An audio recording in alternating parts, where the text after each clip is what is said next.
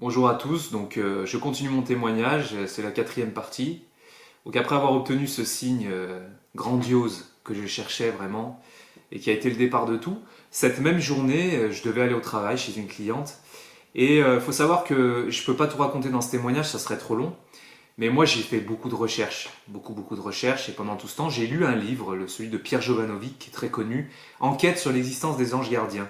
Et Pierre Jovanovic, dedans, nous raconte les NDE, les expériences de mort imminente. Il nous raconte les enquêtes sur les anges, quoi, si ce que les anges ça existe, lui-même ayant été témoin de quelque chose d'assez extraordinaire. Voilà, pour ceux qui veulent voir, intéressez-vous sur Internet ou lisez le livre. Et depuis ce jour-là, ça a été pour moi aussi, ça aussi un grand signe. J'en parle pourquoi? Parce que Pierre Jovanovic parlait souvent du nombre 777. Alors, que les gens ne se méprennent pas, je ne fais pas d'histoire de numérologie, hein. Mais vous connaissez dans l'Apocalypse le nombre de la bête, 666. Voilà, je vous parle de ça parce que Pierre Jovanovic parlait du 777 comme étant un peu l'inverse, en quelque sorte, hein, même si c'est pas chrétien, etc., du 666. Voilà. 666 qui est le nombre de la bête, hein, de l'homme imparfait, et le 7, le chiffre 7 qui représenterait un peu la perfection, hein, le septième jour où Dieu se reposa, le 777 qui donnerait, on va dire, la trinité de l'homme avec Dieu, voilà, en quelque sorte, hein. Même si attention à tout ça, je vous dis juste comment le Seigneur s'est mis à me parler en réalité. Je me retrouve sur la 2x2 voies à 110 km/h à rouler, à aller chez la cliente. Et je repensais à ce signe que je venais de vivre une heure avant. Et je me dis, c'est incroyable, ça c'est forcément là ce que j'attendais. Et j'ai une voiture qui m'a doublé et qui est venue se mettre devant moi. Et la plaque, les trois chiffres du milieu, 777. Et là pareil, dans mon cœur, c'est mis à comme une espèce de décharge. Et j'ai dit, oulala, mais ça me rappelle le livre de Pierre Jovanovic. Moi qui m'intéressais pas mal à tout ça, j'ai dit, waouh, je sais pas, il y a quelque chose. Alors je vais me garer chez cette cliente, j'ouvre mon coffre pour prendre mes affaires, je jette un coup d'œil à la voiture d'à côté, une autre voiture, plaque 777, pareil. Waouh, tu dis incroyable.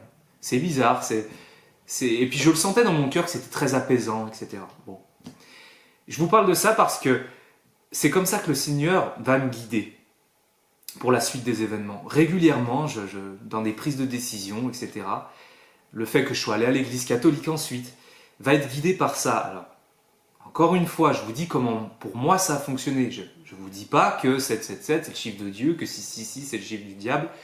Je vous dis juste comment pour moi ça a fonctionné. Voilà. Je ne vous dis pas que c'est biblique, je ne vous dis pas que c'est chrétien.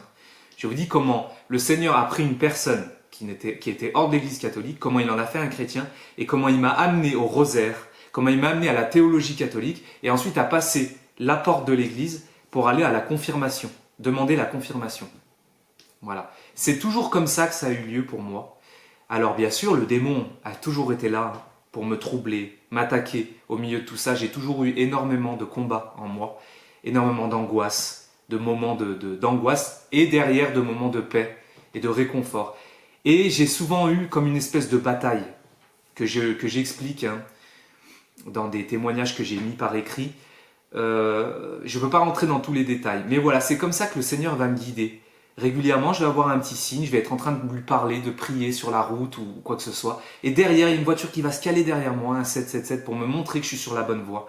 Ou bien alors, beaucoup aussi, de 666 que je vais croiser de partout. Et des fois, je vais en voir 12 en une heure. Des fois, Enfin, voilà, c'est comme ça vraiment que ça a fonctionné pour moi. Le Seigneur, il va me guider tout doucement. Je vais aller chercher du travail.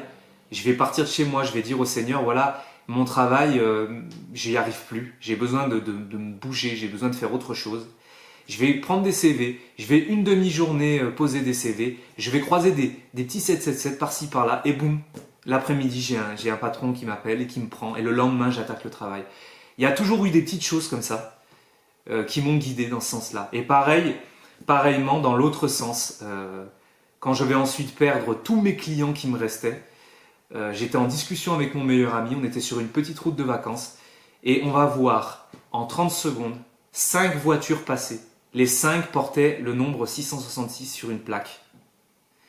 J'ai dit à Johan, alors qu'on parlait de tout ça, J'ai dit là, il va se passer quelque chose pour mon travail. Je pensais que j'allais perdre le travail avec le patron que j'avais.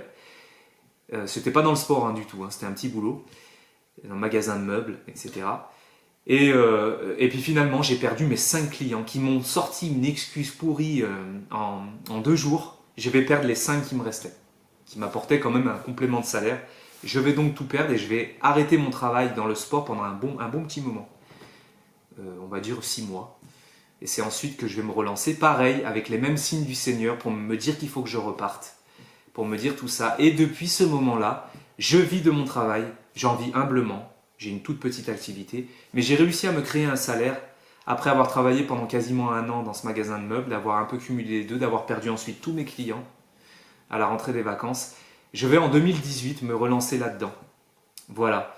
Et pendant tout ce temps, l'année 2017, je vais avoir une période, on va dire, protestante. C'est-à-dire que pour moi, j'ai rencontré le Christ et il n'y a rien d'autre dans mon esprit.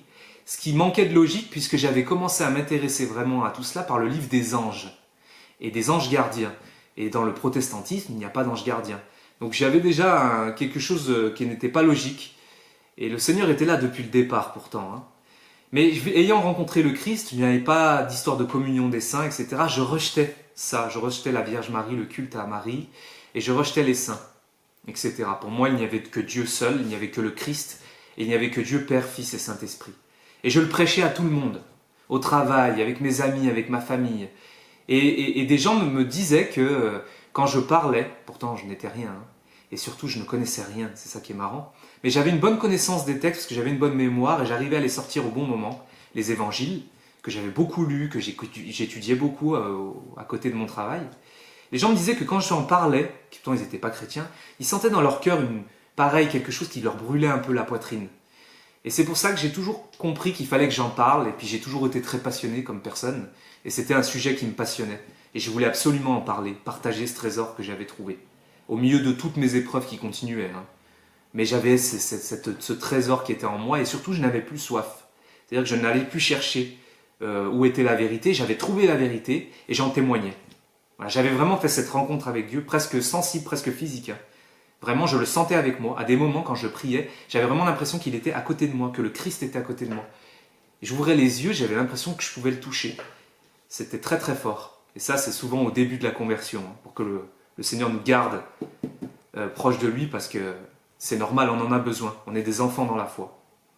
J'ai travaillé en 2017 pendant toute une année pour un patron, comme je vous ai dit, et j'ai eu cette période protestante, mais qui va ensuite basculer. Basculer vers mon intérêt qui va arriver pour le catholicisme, que j'expliquerai dans la prochaine partie. Voilà tout pour aujourd'hui. Bonne visualisation à vous et que Dieu vous garde et vous bénisse.